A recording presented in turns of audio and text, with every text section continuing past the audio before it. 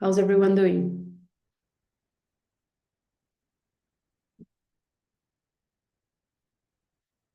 Okay, this is being recorded. Did you manage to do the CSS part?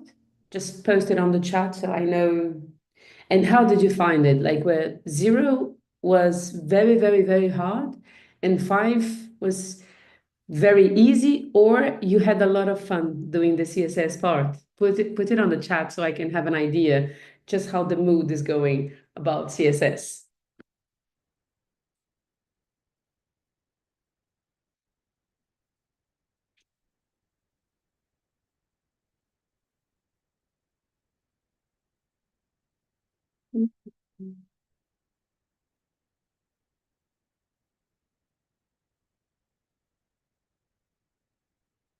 And another question, can you hear me?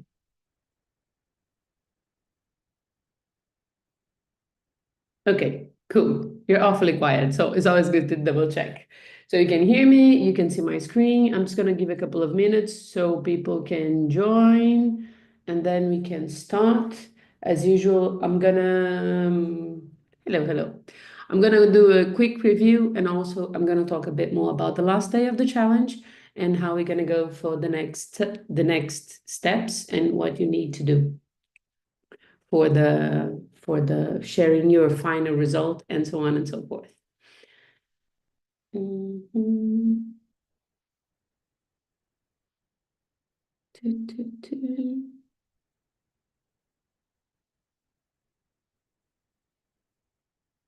Okay. One of my assistants is here. She's very sleepy. She has a very, very sleepy face. The other one is sleeping over there. So I'm not sure I'm gonna get much of assistant today. Maybe you can see, yeah, a tiny bit of her.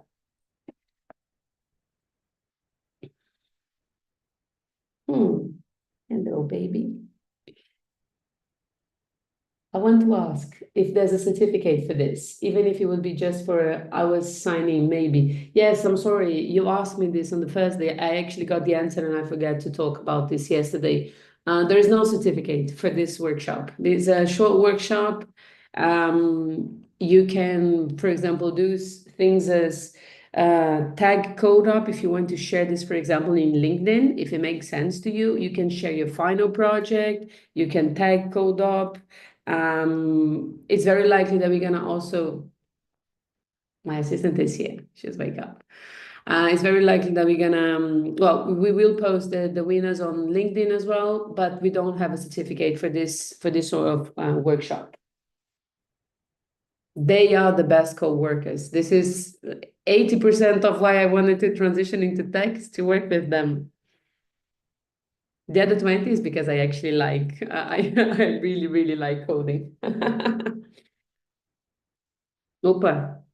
Well, but then those things happen. She's literally scratching her face on my computer, but the computer is on a support. So I always afraid that she's gonna drop my computer off, like the support. Well, okay, let's get going.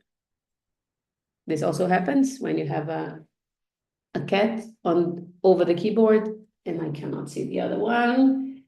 Cool. Is the third day based on the second day concepts? Yes. Today we're going to talk about Bootstrap, which is a library for CSS. So it's just like, it's basically CSS. That is what we did yesterday.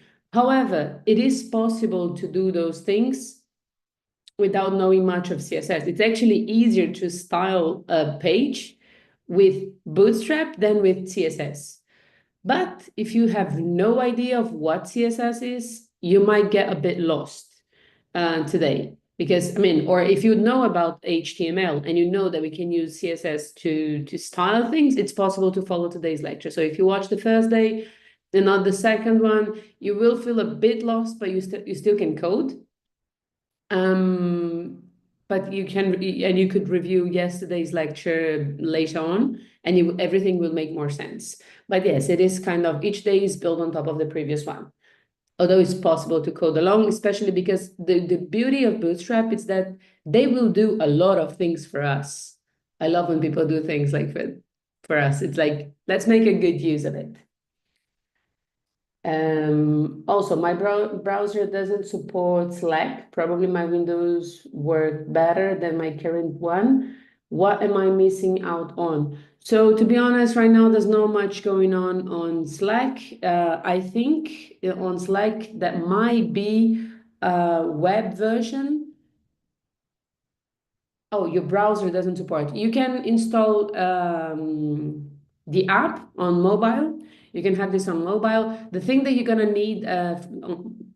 need Slack for is to share your final result.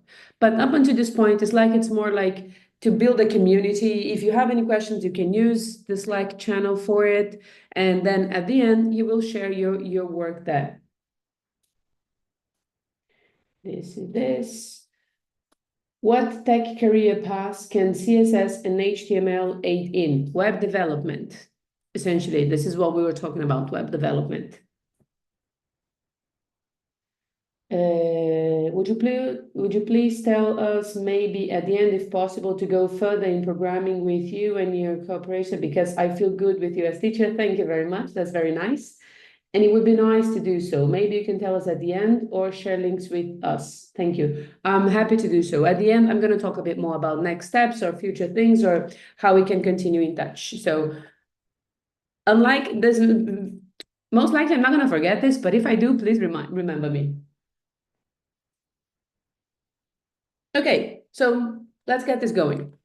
Today I'm going to do, as just like yesterday, I'm going to do a quick review on what we did yesterday. And we're going to talk about Bootstrap. What is Bootstrap? How to add Bootstrap to a project. We're going to see about Bootstrap's utilities, how to create an element with Bootstrap. And obviously, we're going to do this very hands-on. And to be honest, although I'm going to show some theory and some slides for you, I prefer to explain while I code because you can see things happen. Then there's a part of code review. So for example, if you have something crash, I can take a look at it. And then we have a session for Q&A where we can discuss a bit more about those things, about next path on your career, or things that you would like to know, or how to transition into tech, code courses, or even like related to the workshop, the things that you need to do next. It is okay to opt out of the program for any reason at any time. Which program you mean? I'm not sure I get the question. If it's okay to opt out of the program for any reason at any time. I'm sorry, I'm not sure I get it. This one today, yes, you can. I mean, I'm gonna share the video with you later on Slack, and you get an email with it, so feel free. Feel free to do so. Cool. Cool. So let's quickly review what we did yesterday. Yesterday we talked about CSS, which is what we use to style HTML elements. So we've learned about the most, like the CSS selectors. So we can select based on the class. And whenever it's a class, we're going to use a dot and the name of the class. So here, for example, we are selecting this container with the class about. So if it's a class, we're going to use a dot and then the name of the class that we gave here. The syntax is always the same. We have the CSS selector, then we open the curly brace, and in between the curly braces, we're always going to pass the properties that we want to manipulate and style and the values that we want to give. Those things, they are always, always, always separated by a semicolon and, no, sorry, by a colon, and the end of the sentence has a semicolon in. So this is how we do. You can see that regardless of the selector, the rest of the syntax is the same. So we have the selector, curly braces, and the properties, colon, the value, semicolon. The selector, the properties, colon, the value, semicolon, everything inside of the curly braces. So yesterday we worked with the class. We worked with some combined selectors. For example, the image that it's inside of the element with the class about. And the important things that you need to remember for the selectors, for now, we can work like this. It can be either the HTML tag, or like we did here with the A tag, it can be a class. And if it's a class on HTML, on CSS is going to be a dot, or it can be a hash if it's an ID. I also mentioned the pseudo class, which is a specific action that we add. Like we only want to add those styles when this action is happening. And this is the way we do. We have the selector, and then we add the colon, and then the action. And this is part of the selector. The rest of the things is still the same. We talked about some of the properties. We saw some of the properties that it's very common, very used. For example, the color. We saw like other things like text decoration. I talked a bit about flexbox. We saw the spacing like padding and margin, background color. We learned how to add a background image to with CSS as well. We've learned a lot of things. How to add the color using RGB, RGBA, hex colors, or just writing the names. And also I shared some of the resources because, of course, I don't expect you to remember this by heart.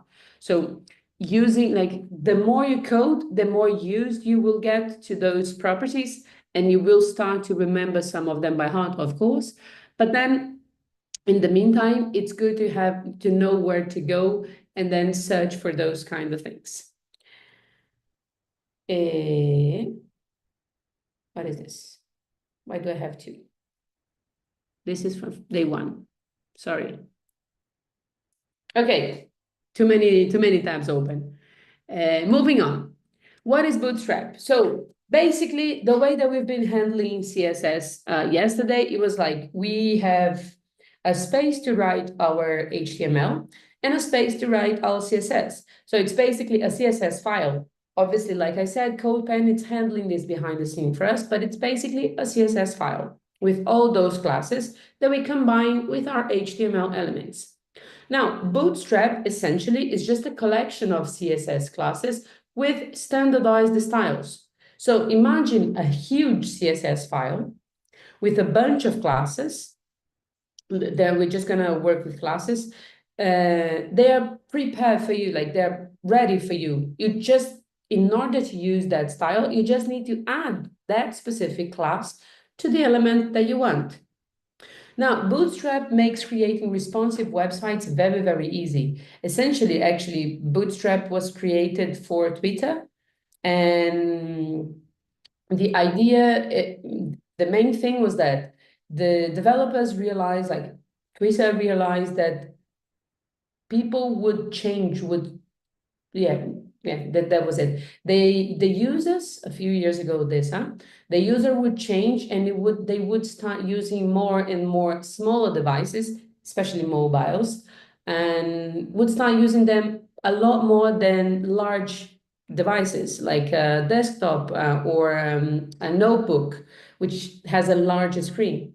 So they, like the Twitter created the Bootstrap, thinking with a mobile first design approach, which means the default of Bootstrap is for smaller screens, is for mobile screens.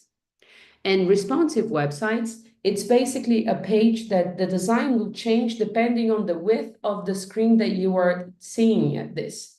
So for example, you can say that this is very common. Huh? If you look at the page in your computer, you might see, for example, that you have 4 images in a row because you are in a large screen. But then if you look at this in mobile, it would be really bad experience to scroll horizontally. So in mobile, what they do is like change, and essentially you have 1 image per row. So each one of them takes the full width of your screen. So this is responsive design. Depending on the screen, the width of the screen, you change the design. You can change this, whatever you want. You can change, but the most common things is the layout, the disposition of things. You can change the size of the letters, for example. That makes it more sense to have it in a different size, or you can hide some elements depending on the screen that you are. So this is responsive design. So Bootstrap was created to make responsive websites very easy. So they allow you to change those design things for pretty much everything. Okay, this is for small screen, this is for large screen, and so on and so forth. This is what was created.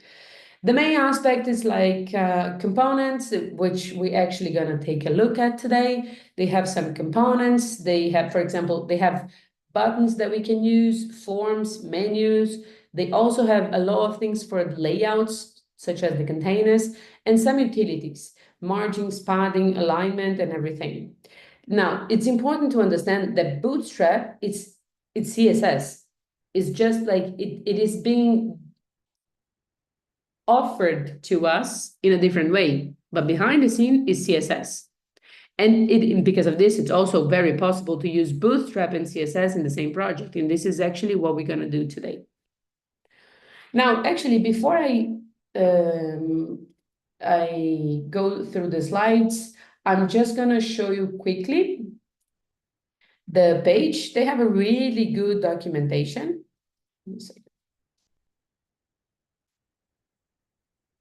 They have a really Bootstrap. Really good documentation. So here's the page. I'm going to share with you this link. That's basically it, a powerful, extensible, and feature-packed front-end toolkit.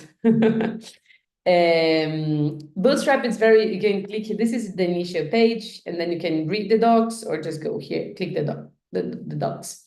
Bootstrap is very opinionated. It means that they have an opinion. If you say, I want to use this, they will come with a specific font, with a specific size, specific colors that you can use. So basically, the Bootstrap is to pull on the big shoes of creativity when we are to make a responsive website. Yes, it is. I mean, there's still like, especially for the layout, for creating this responsive website, it's up to you. They're not going to make an opinion on this, but they will make it very easy for you. They will give you some very powerful tools to make this in an easy way. For example, in terms of the layout, it's just going to give you, okay, whenever you are in this screen size, you do this. So they make this very easy. But in terms of the layout, you're still the one to choose. So the creativity depends on you, this still. But there are other certain things that they have an opinion. And I'm going to show you some of those things, like the components, for example. So let me see what I have here. Here is the page. Here we have a bunch of components, a bunch of things that I'm going to show you. And here at the beginning, you can see that there's a couple of ways on how to install. We're going to use the easiest way, which is include via CDN. All you need to do this is to include a couple of links on your HTML file. Essentially those two links, and then it will be available to you. For example, this is the CSS link tag we're gonna add to our Bootstrap, and also the script. These are the two. The script is it's optional. We really need to paste the CSS. It's the mandatory, which is this link here that makes all the styles available. The script, which is the JavaScript tag, we're actually gonna use it today because there are some functionality.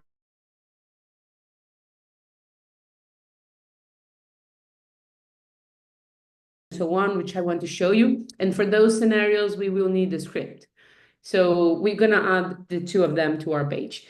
It's literally just copy and paste in the link. And from this moment on, Bootstrap will be available on your page. Now,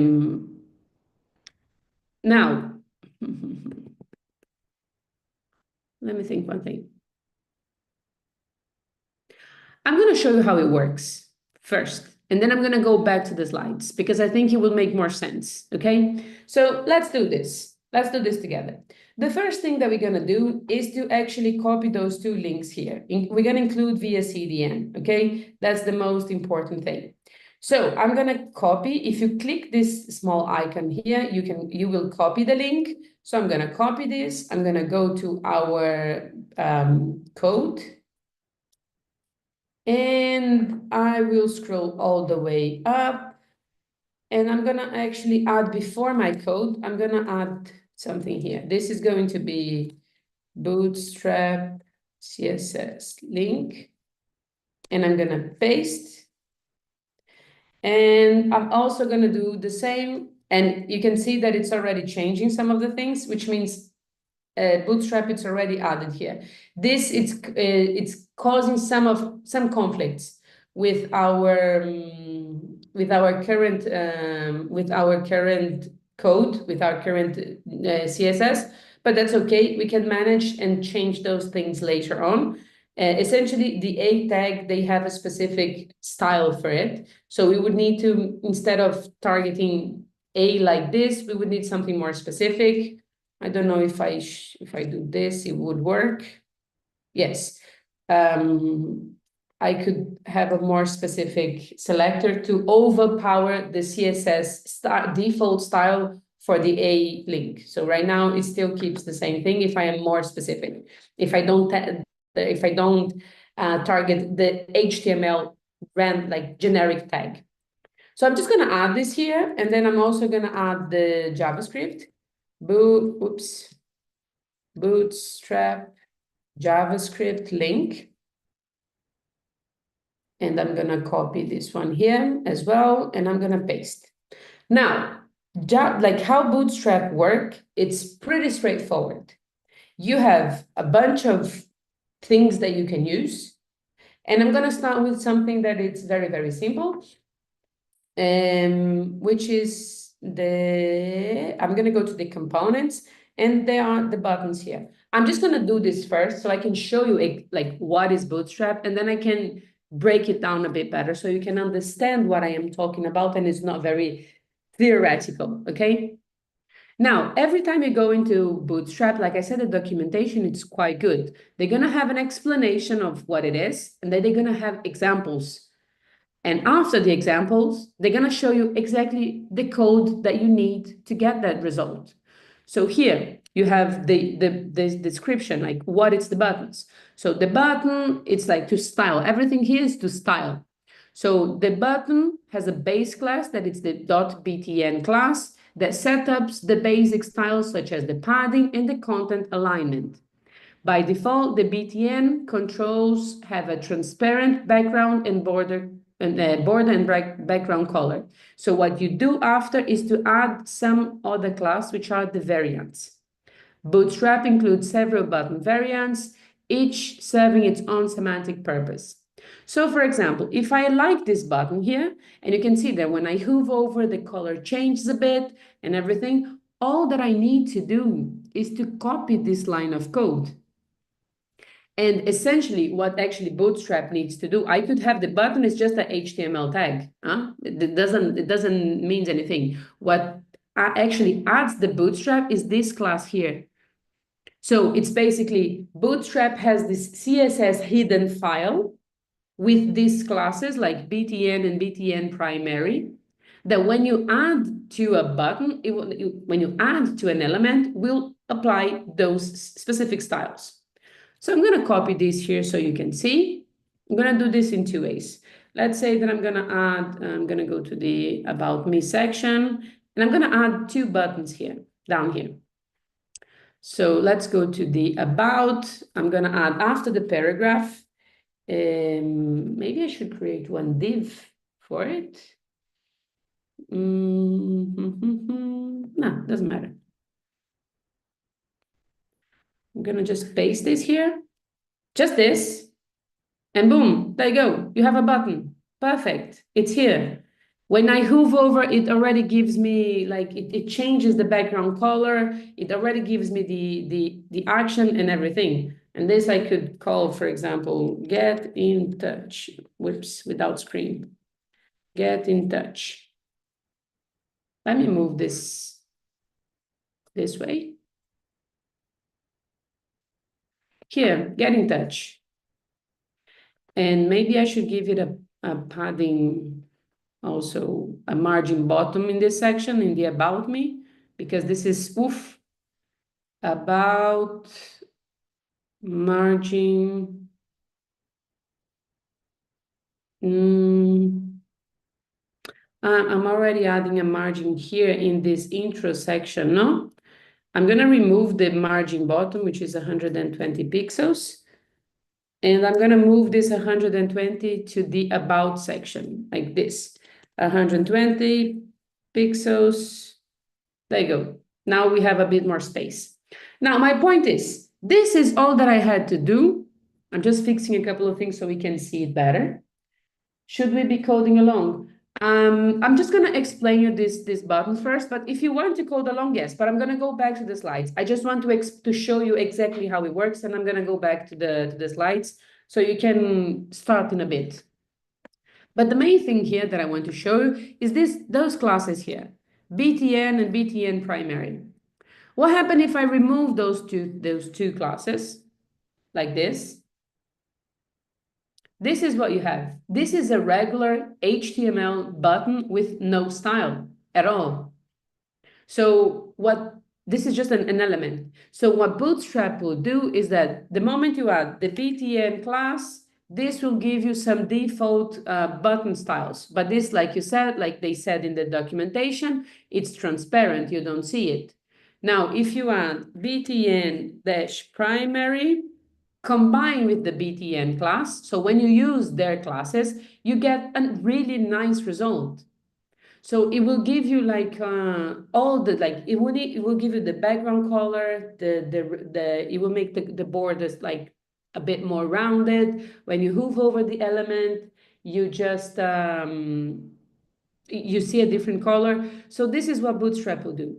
This is why I said like it's opinionated, because it has an opinion. This, if I use, I can choose between those colors here, blue, gray, green, and so on. It is possible to customize, but that's not the main goal of it. But that's it. Can you customize the button style, or you just copied? I just copied. I mean, you can create your own button style. You can go there and add things, like you can add the background color to the button and so on and so forth. But the point of Bootstrap is like you have a really nice result without having to do this, because they already did this for you. So what happened is that the BTN and the BTN primary will add um, some default color for the text, default color for the background, for the borders, and so on and so forth. Does it have a like buttons, like the thumbs up? I don't think so. This you would have to customize, but you can always search for a like button, like CSS example, and then you can find loads of those. Like here, these are the buttons, and here you can see on the left side, you're always going to see all the things that they have. And on the right side, you're going to see a navigation, a sidebar with everything that you have on this page here. So for example, I can check the outline buttons, and these are the outline buttons, and I quite like them too. So I could get, for example, this one here, okay? Because to make a balance with the other one. I'm going to create another button here, because I don't need to copy the button exactly from there. So I could have my own button, angle brackets button, angle brackets / button, and I can, this is like more info, something like this. And look at the difference, huh? How good is that? So this would be just a regular button on HTML. And if you want to use Bootstrap, like I said, all you need to pay attention to is the classes that you need to add. So if I want this one here, this is the class that I would need to add. So I'm just going to copy this, and then I'm going to paste here. And when I do this BTN outline primary, this is what I get. So I have my two buttons here. They are styled, they look nice, my page looks neat. So it's very, very fast. You can have a really good result with very minimal effort, which is beautiful. It's perfect. And then you can always take a look here, and they're going to tell us what they are doing, like what are the things they are changed, what they support and what they don't support. For example, you can take a look at all this. And at the end, you can actually see the things that they are adding. Kind of. This is a different syntax, okay? But if you are really interested, like they're changing the padding, the font family, the font weight, the line height, the color, the background, the border width. So these are some properties they are manipulating. So that also was really good for me because I could look at those things sometimes and say, okay, this is some of the properties that exist in CSS. I would never know that those things exist until I actually see them happening. You don't need to take a look at this. This is just like some variables that you can create. We're not gonna work with this. Let's work with what they make it available. Okay. So use things that they already have it ready for you.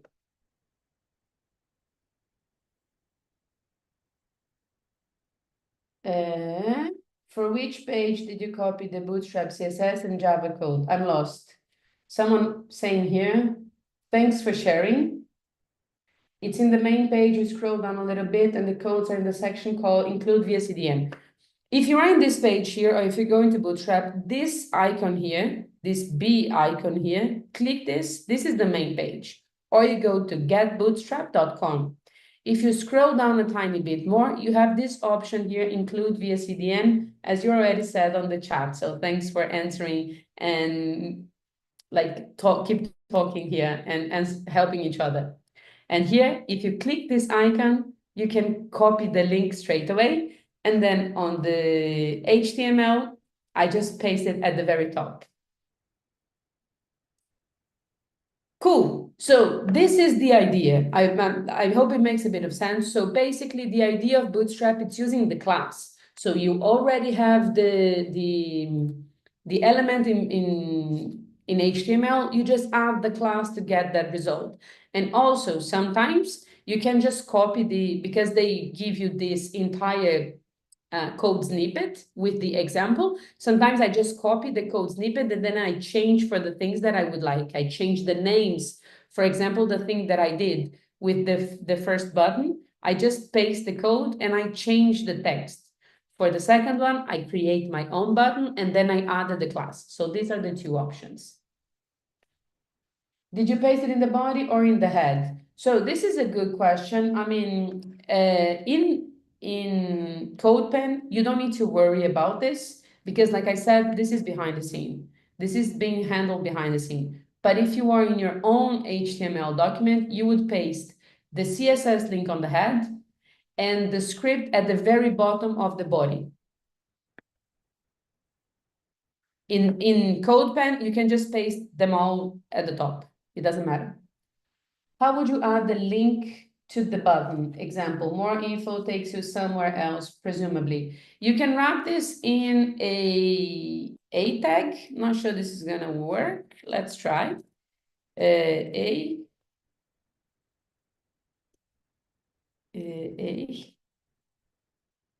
Let's make a test. If I get the style. Yeah, we still get the style. So you could say, what was the more info? More info. And then you would add the href from the A. And this href would take you somewhere. For example, I'm going to copy this one here that I have. This, for example, let's say if it works. Well, you would need to style this because it's a link now, but there you go. It works. I'm going to leave it as it was before, but if you want, you can do this. Okay. I'm going to leave it empty, but I'm going to leave it here as a reference for you. Oh, actually, no, I'm going to leave it as a button, more info, but you know that you can do this if you want. There you go. Cool. So moving on. The Bootstrap utilities, they can be applied to several types of elements. So the utilities are like, I just show you the button, which is a component, the entire component itself. But you can also use Bootstrap for things like the margin or the color or the background, and those are called utilities. You can add to a bunch of elements. So a few examples. If you add the Bootstrap class that it's P-3, the P in Bootstrap stands for padding. And if you want to take a look, you're going to see on the left, on the layout, there is one part, I think it's here, the utilities. So here you're going to have the background, the border, the colors, and so on and so forth. And if you go to spacing, you're going to see that you have margin and padding. And P stands for padding, sets the padding. So if you have P-3, behind the scene, it's important for you to know that that's just like regular CSS class being applied to it. So if you do P-3, behind the scene, it's something like padding 16 pixels. The text dark actually set the color to this specific hex color. We might have changed, but you get my point. The BG danger actually changed the background color to this color here, to this hex color. So every class that we have on Bootstrap add some CSS behind the scene for us. So it's like this, they created a class called .bg-danger, and they created these things. And then we are just grabbing the CSS class and adding to our HTML. On the first 2 days, we did the other way around. We're like adding the class to our HTML element, and then we are going to the CSS and styling that. With Bootstrap, we literally do the other way around. The class it's available in CSS, we just pick the class that we want and we add to our HTML element. Even the border info, which is a combination of a couple of things, this would add a border with 1 pixel, solid, and this specific color. So this is what Bootstrap will do for you. Now, how to create an element with Bootstrap? This is pretty much what I just showed you, which is the components, for example, the buttons. And this is the card. I'm not going to show you the card on the slides. I'm actually going to I'm going to create the card with Bootstrap with you. But they, like I said, and like I showed you, they always have the code snippet, which is like the code that you need to get the result. So they will show you the result and they will show you the code that is needed to get to that result, which is beautiful because you can literally just copy, paste, and remember what I said yesterday, that I'm all up for copy and paste as long as you know what you are copying and where you're pasting. So if you once you copy and paste, take a look at what you are copying, where, like, what are each one of those things. Play around with it. Like I did with the first button, remove the class. What happens when I remove the class? What changes? So you can understand like what that class is actually doing for you. The card, for example, we can just copy this and it creates a container for you with an image, and then there's another container inside of the main one with a couple of things that you can use it.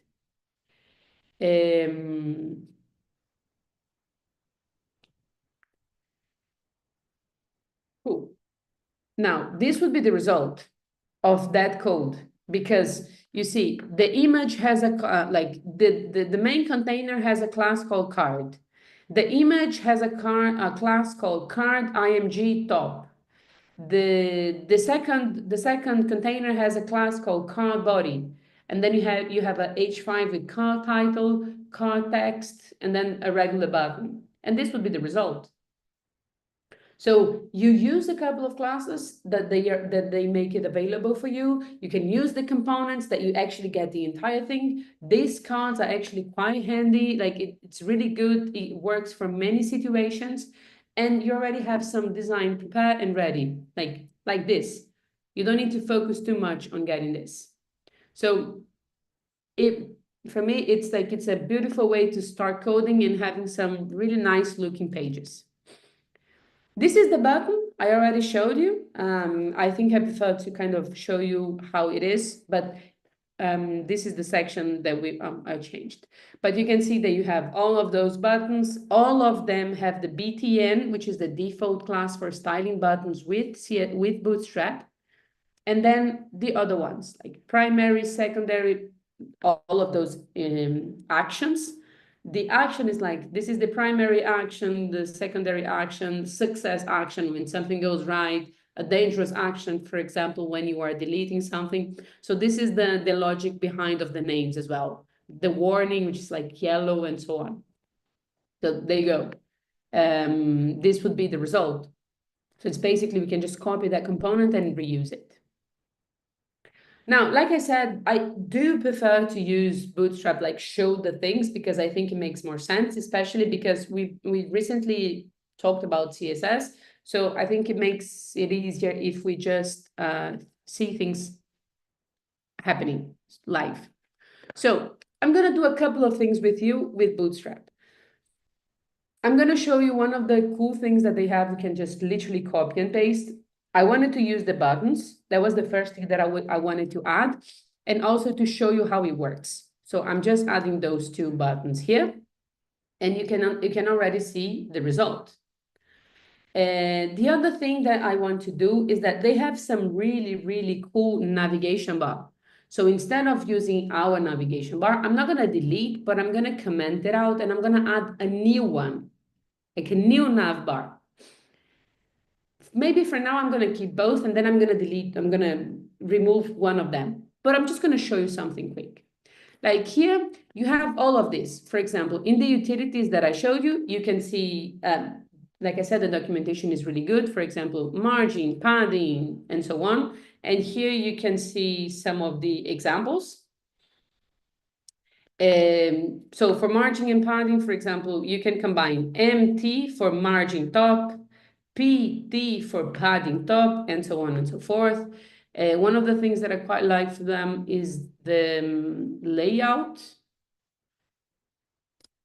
like the containers, that they can make it like create like a wrapper for you, create literally a container for you and a wrapper.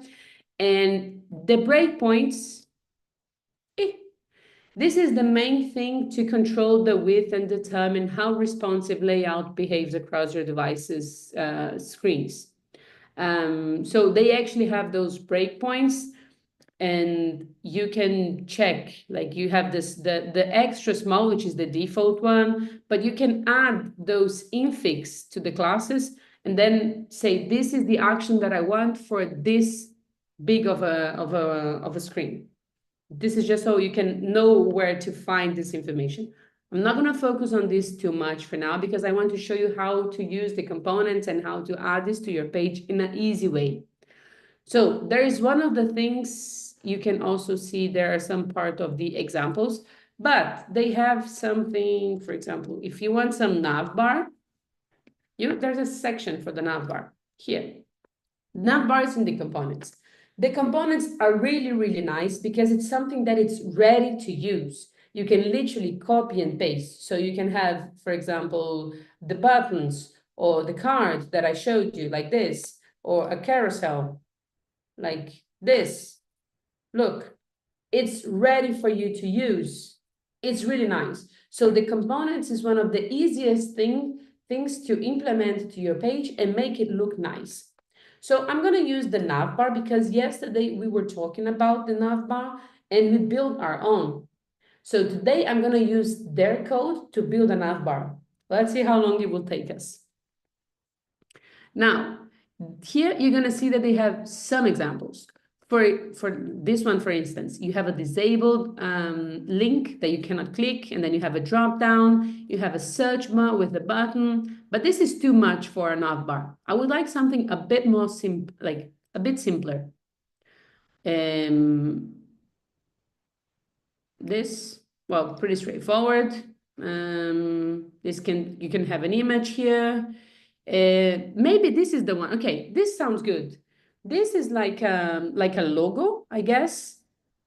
Yes, you can see it's like a brand. I can see it here, and I can click on it. And then some useful links. This is very similar to what we have. This could be, you can replace either with an image or an icon or something like a logo brand or something like this, or you can just leave it as a link. But it sounds pretty cool. I have all these links that I can click. There's a disabled one. Maybe this is really not needed, but I think this would be nice to have in our page. So I'm going to copy this here, and I'm going to come to our page, and I'm going to add on top of this one so I can compare and see the result, okay? So I'm just going to give some space, and then I'm going to paste this here. Boom, 2 seconds. And then I have a nav bar that actually, with a button that collapses my navigation bar, which it helps the navigation, for example, for responsive web pages. And if I make it like my viewport, which is the width of my screen, bigger, now the navbar is no longer collapsed. If I go to a smaller screen, it will be collapsed for making the user experience better. I click the button, I can see all the links that I have here. Easy as this. Click, perfect. That's it. Now, obviously, I just copied with everything, and those links like home, features, pricing has nothing to do with my current page. So I'm gonna change those things a bit, okay? I want to have this information about that I already have. So I'm gonna change the links a bit. And for this, you will need to look at the code that you're copying. And this is also a really good exercise because, for example, you can see that behind the scene, like this is just a list. So you remember the list that I told you to create on the first day. You can see that if you use an unordered list or ordered list, it doesn't matter, but you will remember that you had the UL and then a li. The UL, it's a wrapper. So you can see here that you have an unordered list. So every time you want to create a list with HTML, you need this wrapper that says if it's an unordered list or ordered list. And then for each item inside of this list that you want to create, in this example, like home, features, pricing, and disable, you will have one other tag that is the li. Those. So you can see that you have a li for each one of those. I'm collapsing the code here because sometimes I think it's easier for you to understand the overall picture, and especially when you copy and paste the code from Bootstrap. My suggestion to you is that whenever you copy those things, spend some time looking at it, play around with it, remove it, go back, take some of the classes. What does it change? Understand the structure. Because, for example, the next time you look at this, you can think that, okay, I can have a li that it's actually wrapping a tag. If you need a link, for example, and then the next time you're coding, maybe you will remember this and say, okay, I know that this is possible. Because the first thing in coding that you need, it's good if you know that it's possible to be done. If it's not possible, we can always make it possible and then work on it. But for now, let's stick to what is available. And then once we're a bit more pro, we can create our own things. So this is an exercise that it's actually very helpful. Understanding the code that you're copying from Bootstrap. Oops, here. Somehow any text I have on my page is invisible. What did I do wrong, please? You can paste your code here. I'm not sure if it's a missing tag or a missing angle bracket or there's some styling being applied to it, but you can paste your code and we can take a look. If not, I can take a look at the end and then see if I can open the actual link. You can share me the URL link and then I can take a look. I'm not going to open it right now, but I can take a look later on.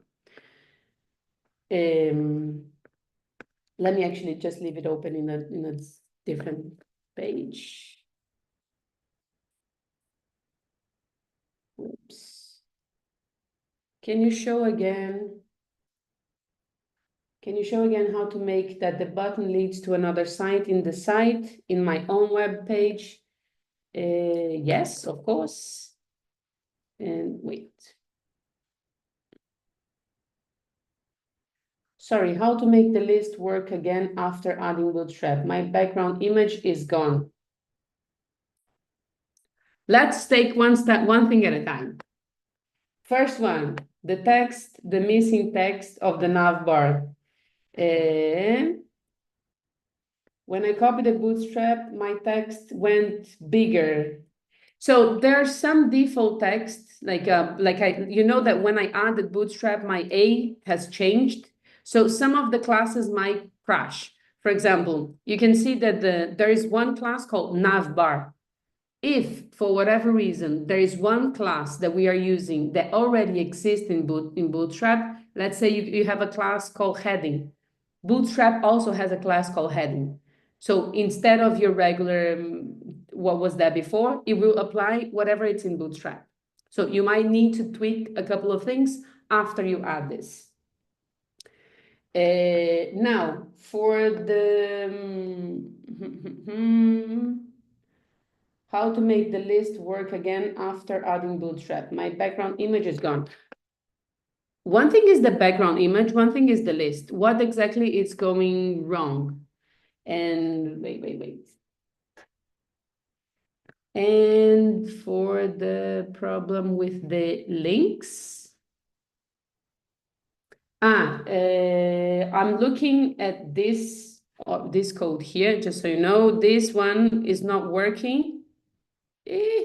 The icons, because the JavaScript link, it's not added. So for the collapsing thing, we need JavaScript. That's why I have the JavaScript link, this, because it's important to have this action. This is done with JavaScript, so you will need to get this collapsing thing.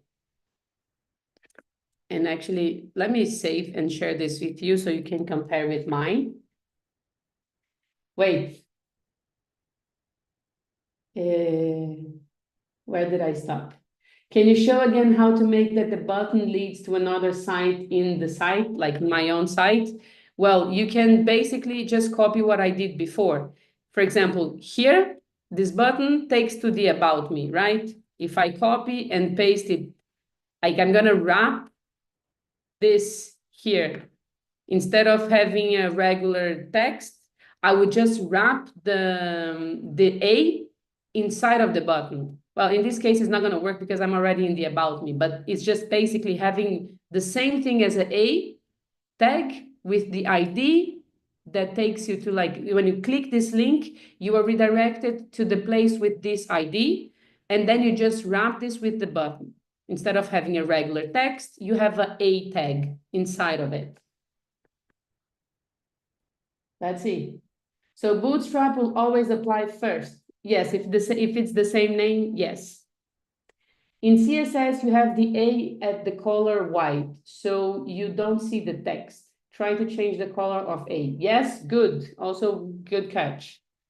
My background image was applied with the URL. The other images using my image source are fine, so I'm not sure what to change. Maybe there's something crashing on the CSS file. Try to change the name of the class of the element that you are manipulating. But if just the background image is gone, see if there's one thing that is really good to know if an element is working, if the CSS is working on the element. This is what I use the most. For example, let's say I want to know if those classes in this specific element is working. For example, you can do this to understand if your background image, if the other things in that CSS, in that block of CSS is working. You can just do border, and you say, for example, 3 pixels, solid red, semicolon. This is in the H2 in the About. And then if I scroll down, this is gonna literally highlight for me the elements that I am working with. If you add this to your container with the background image and you can see the border, maybe it's an error with the URL of the image or something like this. But if you cannot see, it might be the case that you have a missing bracket, or they try to change the class name to something a bit more specific. For example, my intro, something like this. Perfect, it works. Cool. Moving forward. Let me continue manipulating my navigation bar because I'm not happy. Obviously, like I said, I want to make this a bit more specific. So let's change a couple of things. I will talk about this collapse button in a second, but before I'm going to change those names here. The first thing is that this is the logo, and I'm going to change this to Belo Horizonte because it's the name of my city. So you can always see the name of my city here. And whenever you click, maybe I should take you to this introduction section. So this is the div intro. I'm also going to give an ID called intro section. And I'm going to say that whenever, oh, it doesn't really matter. I'm going to leave this for now. I'm going to show you something later. Leave it this. So this is my logo. And then this button tag here, this button, is this button that you can see here when it's collapsed. When it's not collapsed, you don't see it. I'm going to explain the code in a bit. Let me change the list items first. Now, after this A tag, which is this one here that I just changed, and the button, we have a container, which is the collapsible nav bar. So that means is this part that it's being collapsed and expanded. In this collapsed nav bar, you have this unordered list, like I said, those links here, and each one of them have one link. You can also see that each one, like the list has this class navbar dash nav. The container itself has this collapse navbar collapse, and all of the navbar, this is Bootstrap navbar. Let me add this comment here. Bootstrap navbar has this navbar class, and then some of other things. I'm going to talk about the remaining of those things here. So I'm going to focus on this container, which has the links that I want to change. So I'm going to open the first one. You can also see that it has something called active. It means that the one that is being clicked, you can remove if you want, for example, and then all of them will have the same color, like this. The one that is active, it's kind of darker, and this is their own styling. You can say this is the one that it's being active right now.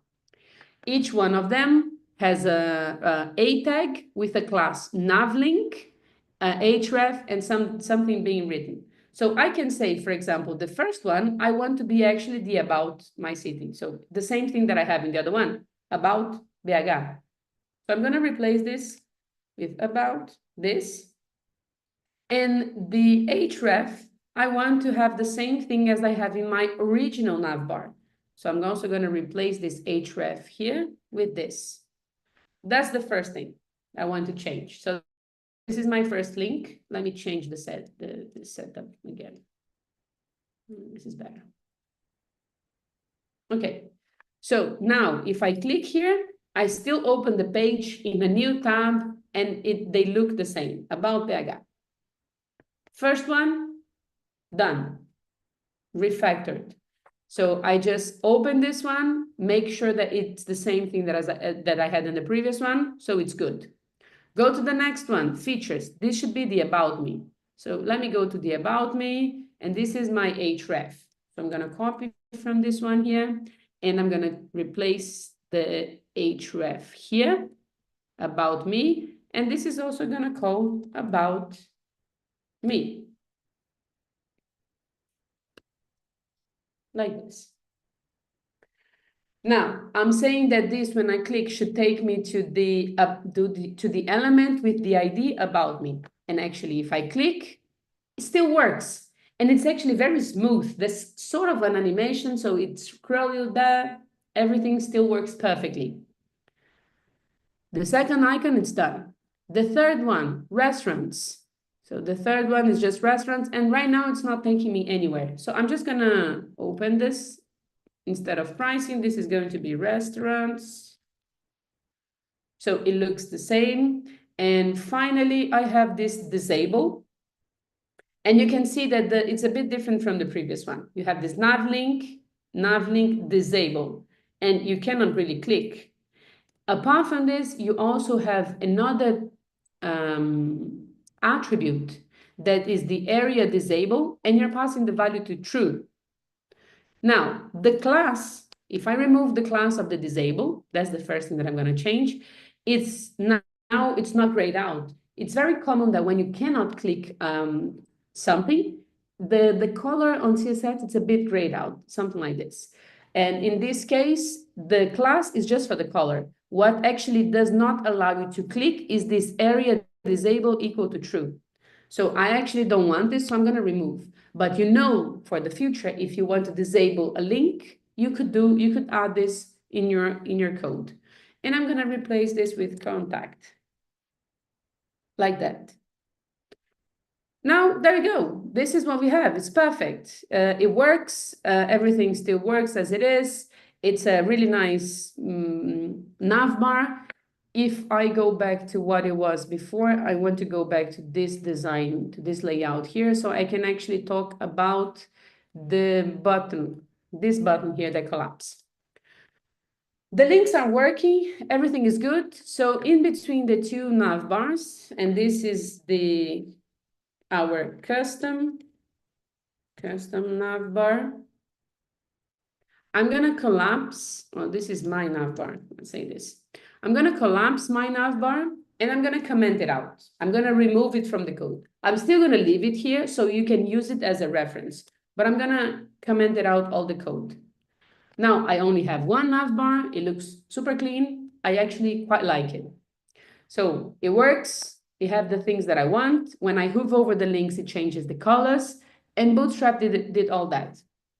Now, the last thing about the nav bar that I want to show you is this. Let me open. I'm going to collapse this collapsible part here. In this first part, in this first section here, you can see that we have this nav bar brand, which is this link, and then we have this button. This button has this class nav bar toggle and some of the things. But the most important thing is that this div with all the links, this container with all the links, have an ID called navbar_nav. And the way of connecting things, it's with this property here, data BS target is targeting the element with the ID navbar_nav. This, I'm just telling you how it works behind the scene. You don't need to manipulate this. This is just so you can see how it works. Now, what I'm interested the most is this part here in the entire navbar.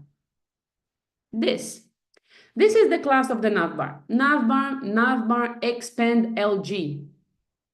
This LG is a breakpoint that says large screens. And if we go to the breakpoints,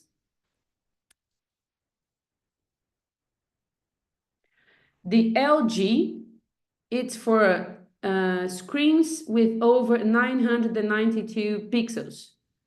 That means that my navbar, it's being collapsed the moment that my viewport is greater than 992 pixels. So this at some point reaches 992 and it expands. If you would like to expand before, like in a smaller screen, we could use, instead of large, for example, use the medium, which is the MD. So it will be 768 pixels. And then we could change this right here. We can say this, instead of large, it's going to be medium. And instead of collapsing in the large one, it will expand actually for also those medium screens. And this is what the breakpoints can do for you. Depending on the size of your screen, you add some action. Those breakpoints you can add for most of the things that you want in the layout and everything. Bootstrap will make this available for you. And that's pretty cool. I mean, we had to do very little to get this super cool nav bar. So I'll take it. There are two other things that I would like to show you, which is the cards, and I would like to use this for the restaurants. And I would also like to show you like some layout, like for a grid or something like this. And I will create a new section for the restaurants. So I'm going to scroll down here. After the About Me, I'm going to create a new section. So angle brackets div, angle brackets / div. And this would be my favorite restaurants, okay? And what do I have in the previous one? I have an image.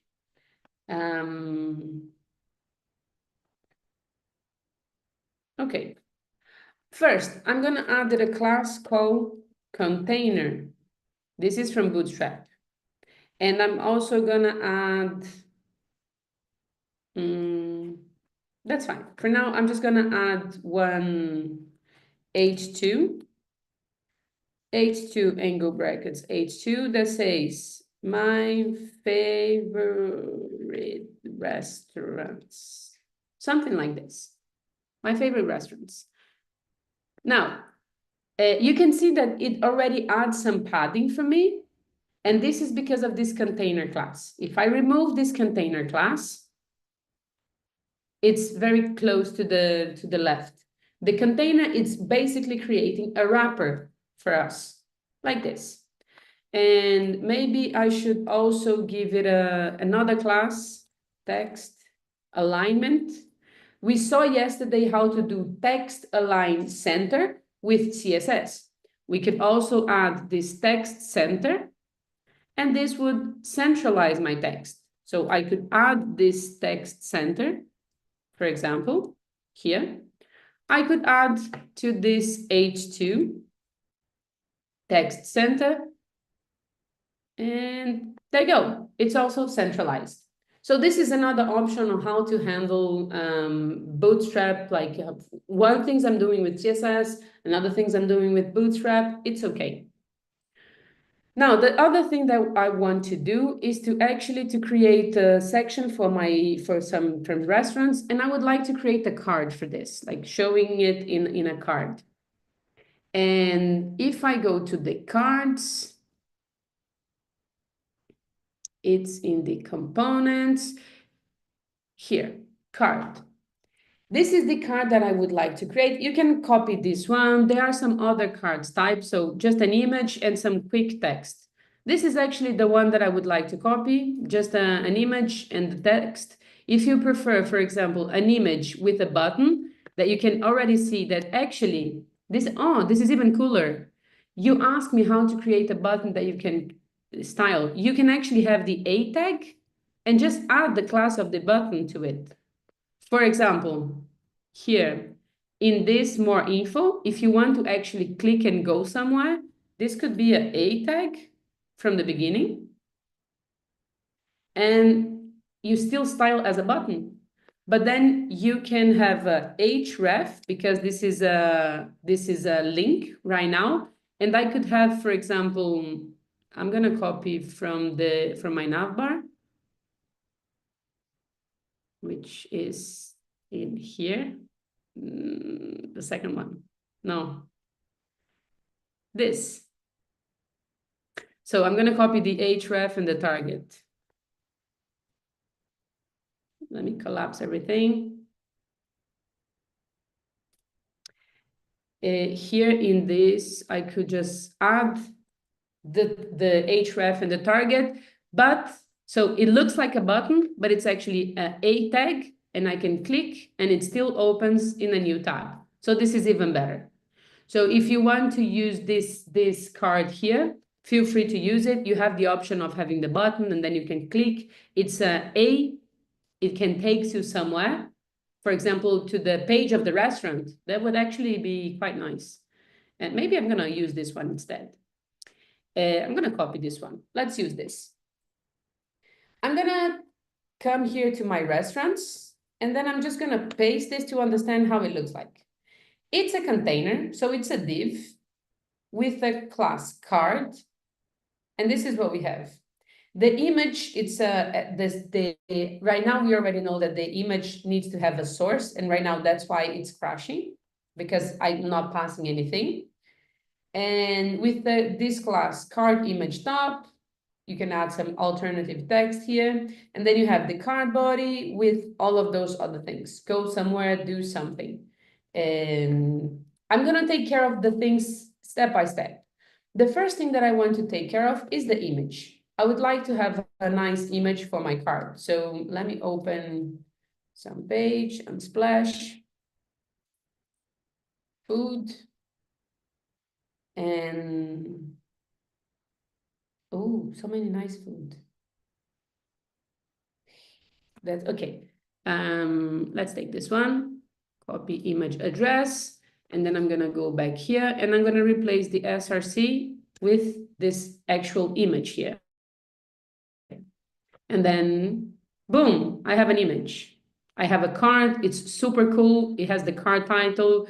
So let's say that I have a restaurant that I like in my city.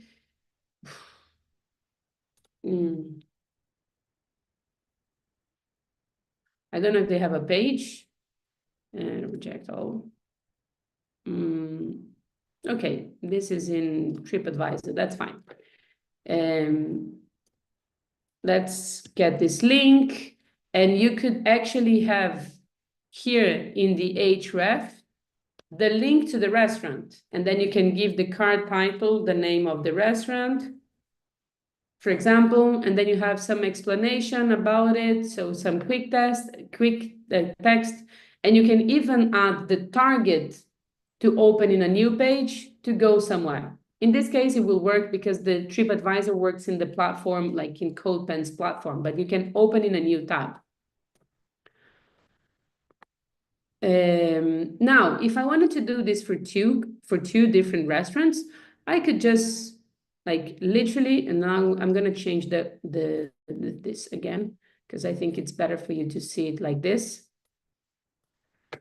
If I wanted to have another card, apart from this one, I could literally just copy and paste. And the moment I do this, I have two cards. Really good. I'm gonna fix a couple of things, I know. And some of the things, when we style things, we need to fix as we go. First we add and then we fix. So let's fix a couple of things. First, let's say that this is another restaurant. But you can see that the card, the image, everything, it's the same thing. Something like this. And I'm also gonna add the link to open in a new tag, just like this, just so it doesn't open here every single time. So I'm gonna add this here. And I'm also gonna add to the previous one, this. I'm gonna add to this one as well. And I'm gonna add the correct link.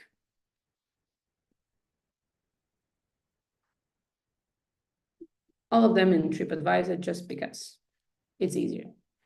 And here I'm gonna add another one just so you can see if it's working. Okay, now I have all this. I don't really like that it's one on top of the other. So I think this should be like, they should be in the same row. So I could see them in the same row because it would make a lot more sense. So there's one last thing that I want to show you from Bootstrap, that it's the layout. So if we go to the layout, actually the grid system, it's part of the layout, and the grid, it's literally to create a grid in your page. For example, you have the rows and you have the columns inside of these rows. Bootstrap works in a very specific way that it splits the screen in 12 pieces for you. So every row has 12 parts, and then you can control those 12. For example, you can, to create this grid, all you need to do is to have one wrapper, and then you give it a class of row. So it says, I'm gonna make this, everything that it's inside of this container, it's one single row. And then you say, what are the columns inside of it? So for example, this container, it's a column. I could do the same with my cards, like this card is a column, this card is a column. And then you can just control those things.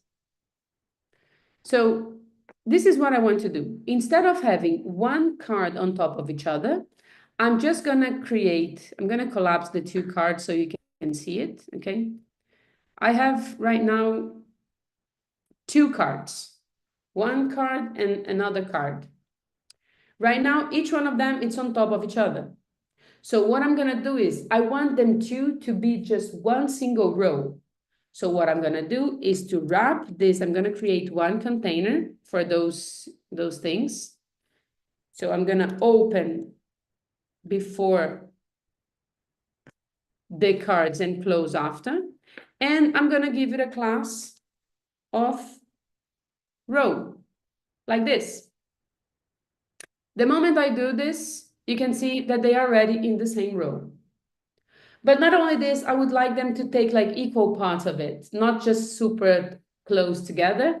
So the second thing that in the grid system we have to do is to give it a class call for each one of the columns that we want. So I could do this in two ways. I could just come here instead of like adding apart from card, I could also add the call to each one, so it understands that this is a column, and then the 12 pieces will be split equally. They're gonna stretch because I'm doing this to the entire card, which is not ideal. So maybe I could actually, if I move to a smaller screen, it might actually work. You can see better. Maybe it's good for you to see like this as well. But you can already see that it's taking care of the space in a nice way. It has the space on the left and the right. It looks nicer. It's not one on top of each other. You can add the column like this, or you can also create another container for each one of those. Oops, this should be closing. And this, it's like this.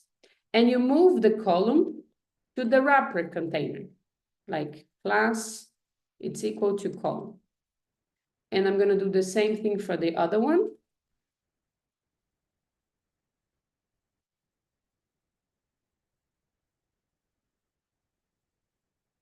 Like this. So I wrap each one of them in a call class. It's going to crash. No, let's go back to what it was before. Like this. Okay, let's leave it like this. I'm not going to touch too much.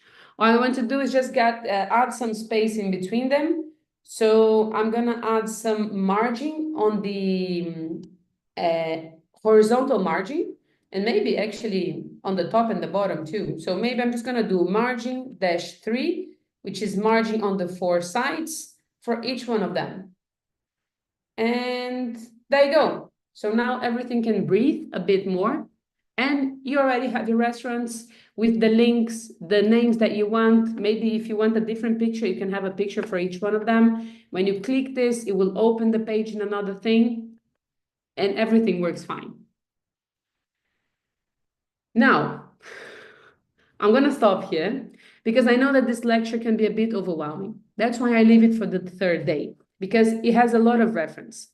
Like, you copy and paste a lot of things. Those things comes with a lot of information. For example, you open here, you have an image, you have another div, you barely learn about div, and we are wrapping everything into another divs and so on. But my main point of showing you Bootstrap is to show you two things.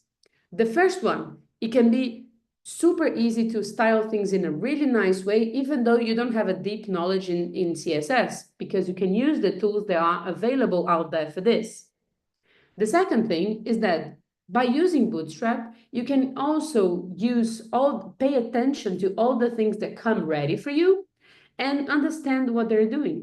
And by doing this, you're going to get more familiar. Like when you are exposed to this code, you get more familiar with it. For example, the attributes that we were seeing from HTML elements that maybe you didn't know you could do, for example, the area disable, or those kind of things, like even how you organize your code. For example, this should have a wrapper. This should be a different container. And just understanding those kind of things, looking at the code that someone more expert has done, you also get exposed and you see the best practices, you get more familiar to it, and then you're going to start incorporating those things in your own code. So this is what Bootstrap is so nice. And honestly, it's a lot faster. Like how long it took us to actually create this cool nav bar. I mean, it's 2 seconds, it's copy and paste and then just change a couple of things. And it's a nav bar that it collapses and then expands depending on the size of your screen. And even the buttons, it's like 1 second and then you get it. The restaurants are here. Yesterday, we were talking about adding images for each one of the restaurants. Boom, you have it. So that's why I think it's super cool. I'm unable to get to Slack. It asks me an email with at codeup.tech. Do you have any clue? I don't know if it expired, like if it was expired, the link. Let me send it again. If not, you can, I'm going to send it again. If not, you can reach out to us elsewhere. So give me 1 second. Let me copy the link. Where is it? This one here. Let me know if this works. If it doesn't, you can come here. Also, codeup.tech and talk to us. Go to the contact and send us a message if something happens, or it's the fastest way.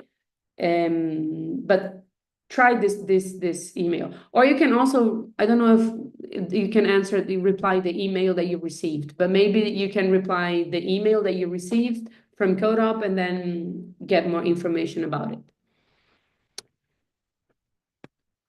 Now, code related, I'm gonna save this. This is actually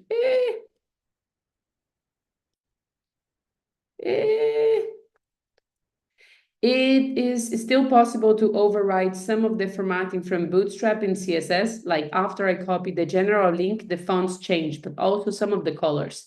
Yes, you can. You can just come here and then change it again, add a class or add an ID and change to whatever you want, whatever color you want. So you can override this, still possible. Let me share this link with you, although it's the same from every day. I'm also going to send it on Slack. So there you go. And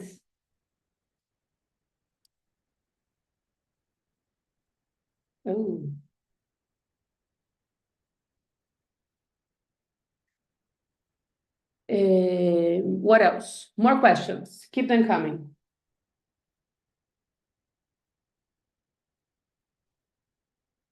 You can actually go to the font that you want. You can still apply the font family. You can target the body or everything and change the font family to the font that you want, or specific sections. But usually the font family is something that we change overall.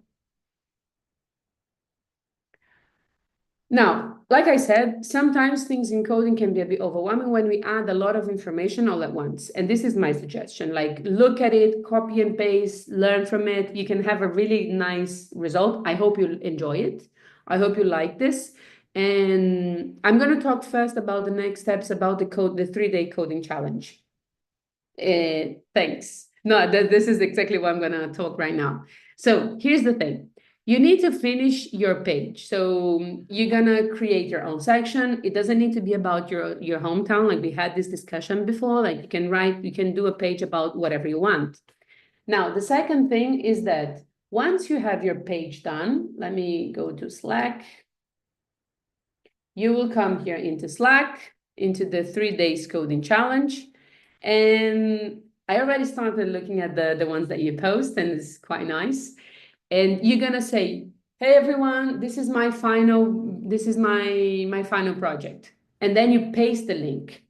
To paste the link, you need to have an account on CodePen, save your work, and then you're gonna copy this URL here. And then you can paste here. Hi everyone, this is the final version of my page. And you paste the link. Hi, everyone. And once you do this, we should be able to see it. Yes, it works. So you can click it, you can see the result. You have until Sunday night to do this, to post this. Once you post this link after Sunday, we will get the links, we will share with the community, and the community will vote for the ones that they like the most. The most voted ones, we're also gonna do this internally at CodeUp, will the top 3 most voted will get a prize. The prices that we said before. You can choose between one session, all of you have, the prize are one-on-one sessions. You can choose between a one-on-one session with a CodeUp instructor, that it's gonna be me, a one-on-one session with CodeUp's owner and founder, that is Katrina. You can ask about anything since transitioning to tech to open your own company or the industry tips, or one-on-one session with our career coach, that is Anne-Marie, which is an expert in like see how to get the correct keywords, improve your LinkedIn, your online presence, your CV, or anything related to this. Or even if you are thinking about transitioning careers, she can give you a really good guidance. So we're going to give this prize to the top 3 projects, most voted ones. And we will send this on Slack and via email. So always using the email that you use to sign up for this workshop. So you have until Saturday, as usual. You can use my code as a reference, but it would be nice to also see your like your personality, like add something, change the colors, do something that it looks like more like you. Play around with it. You don't need to use Bootstrap. If you want to do this with plain CSS, and like I said, get the code from elsewhere, feel free to do so. But that's it. You know that CSS is very powerful, so you can imprint your own personality to it. Now, the second thing that any questions about this? So my page wouldn't be nice, that's okay.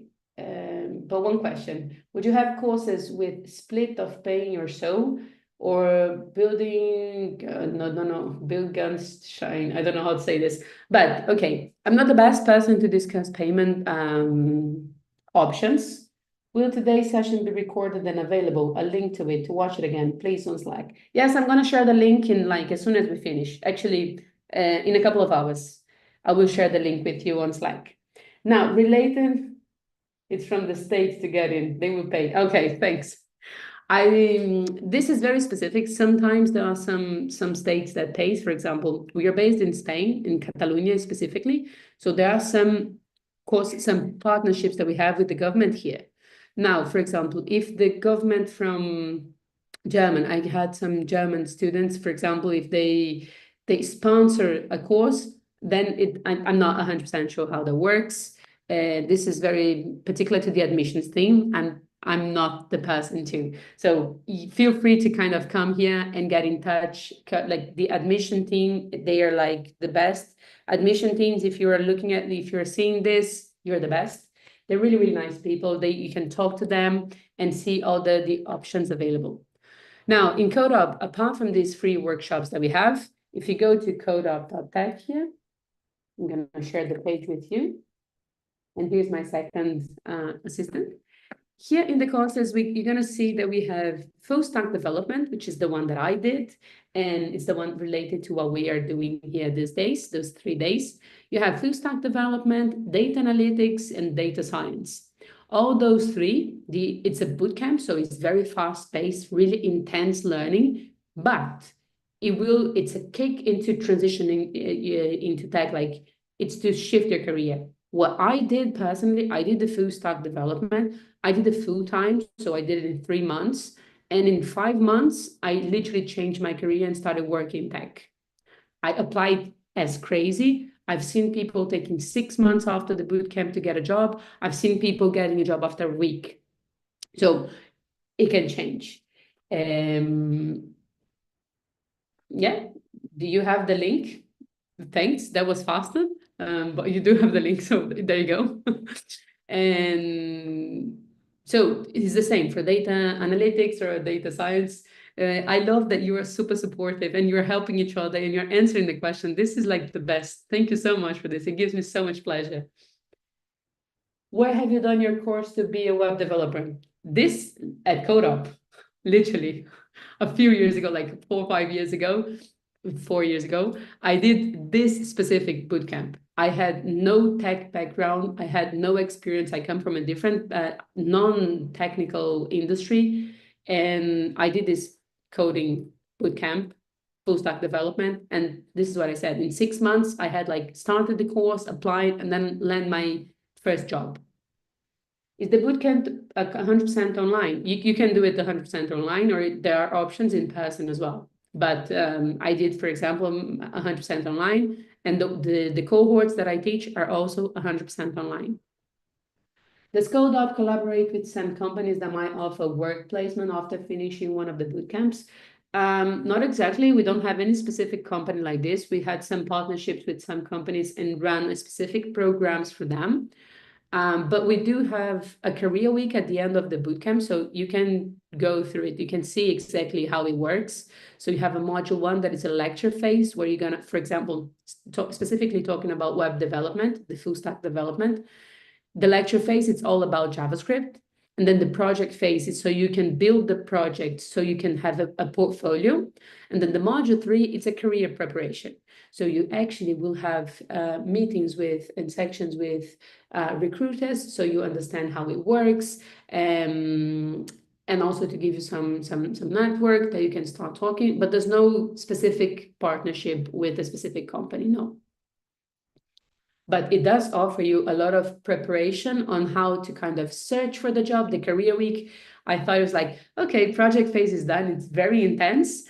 I can relax, and I couldn't be more wrong. Career week was intense. It's like build your CV, change your LinkedIn, how to like having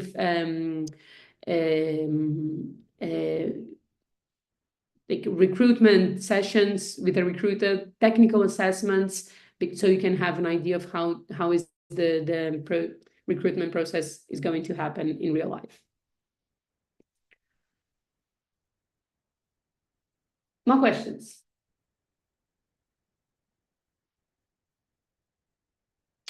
Cool. So first of all, you have to be very fluent in English. Yes. Well, we have cohorts that are run in English and in Spanish. All the lectures are taught in English. So yes, I would say that if it's a struggle, it might add something to, because you are already learning something new and it's a different way of learning. I can always, if I'm the instructor, you can always tell me, Sophia, speak a bit slower. And I can slow down a bit because sometimes I get too passionate about. But yes, if you don't understand, it is possible to do, but I'm gonna be honest, because English, it's also not my first language. I think it would add a bit more, it's done. If you have like, I would say if you have a B1, it's possible to do. But if it's really a struggle, like if you could follow this lecture, this 3 days lecture, I'd say it's more than okay. You're good to go. But if you're struggling a lot in understanding, not when I'm talking in 130 BPMs, when I'm talking in 90 BPMs, you're more than okay. It should be fine. The meetings you've mentioned could be in Spanish. I'm from Catalonia too. Well, like you can talk better with the admissions team, but the Paro, we have some government agreements, and there's like front-end courses, data courses. They are in partnership with Catalonia government. So these are different options from those that you're seeing on our page, but you can talk about with the admissions team and they will have more information to give you. So give it a shot. And then we have all of those provided by the government are taught in Spanish. It's not the same though. It's not full stack development, but we do have front-end development though. Cool. So it was really, really nice those 3 days. I particularly loved how you support each other and how you answer each other on the code. Why did you choose web development and not another? Uh, for me, it was a really good way to get into. I meant the prize meeting, but that would be really nice. Ah, okay, sorry. Well, to be truth, Anne Marie, well, the three of us do speak Spanish. I don't know if Katrina would do in Spanish. I cannot talk for her, honestly. If it's with me, yes, we can have it in Spanish. But I think Anne Marie as well, the career coach.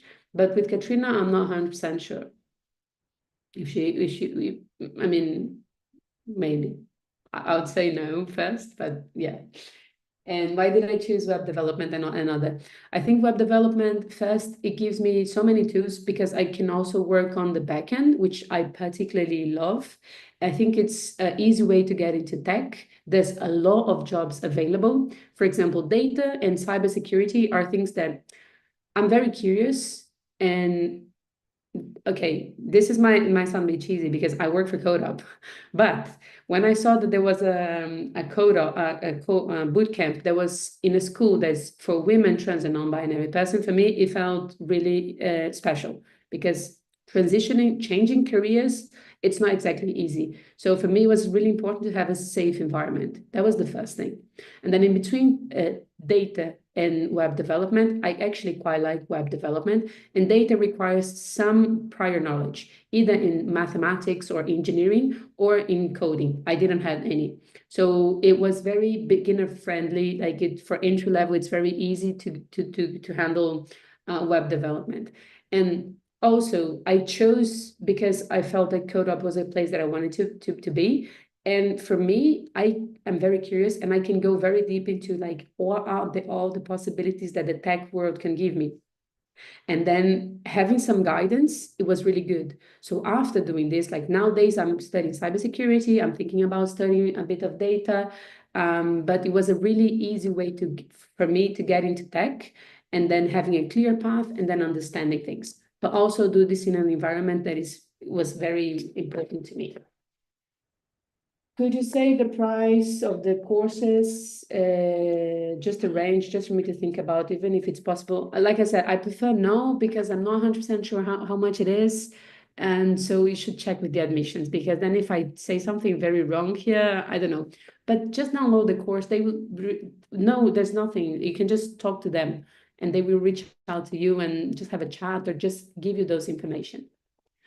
For part-time, can we switch to evening later on if mornings are no longer working out? Is there flexibility if there's any changes in work schedule? Again, we do have a morning part-time cohort and the evening, but not always easy to kind of combine the two of them because they depend on the pace. It doesn't mean that they necessarily work at the same time. There's a fee for changing things. And those questions, I'm sorry, they're very related to the admissions team. I'm not the best person to help you with those things. Did you learn, for example, math things before you start the courses? Well, the question, did you get prepared before? No, actually, for web development, there's no math required at all. And what I did is a pre-course that we send, but it's related to HTML, JavaScript, CSS, and Git, which is like interface to work, command line, which is interface to work on your computer. And those were sent as the pre-course from the bootcamp, but there's no math knowledge required for being a web developer whatsoever.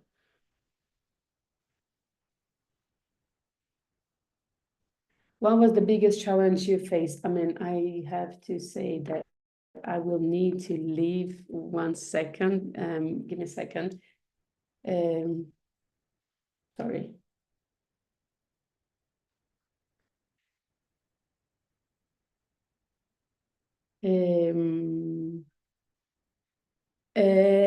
Okay, I actually really need to go. But what was the biggest challenge you faced in the full stack course, and how did you overcome it? I'm happy to continue this conversation at some other moment. If you want to, we can have a session on transitioning to tech. But for me, it was honestly the hardest thing on transitioning into tech. It's not related to the cohort exactly, to the bootcamp. It's actually learning a new way of learning. Because in a bootcamp, it's really fast paced. You need to understand that you won't get 100% of 100% of the content. Certain things that will click with time, and certain things you're not going to get 100% of it. And like this idea of perfectionism, it's like, I want to know. How can I not know? And the second thing is that in code and tech, you learn by making mistakes and errors. You having errors.